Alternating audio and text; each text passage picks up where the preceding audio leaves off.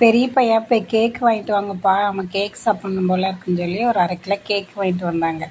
அப்போ பார்த்தா என் பேரனும் என் பொண்ணும் வந்திருந்தாங்க. வந்தப்போ அந்த குழந்தை என்ன சொல்லிச்சு, யாருக்கு பர்த்டே கேக் வாங்கியிருக்கேன், இங்கே யாருக்கும் இல்லையடா அப்படின்னா, அப்போவா நம்ம ஃபேமிலியாக போய் மொட்டை மாடியில் போய் நம்ம வெட்டி சாப்பிடலாம்ப்பா அப்படின்னு சொன்னாங்க.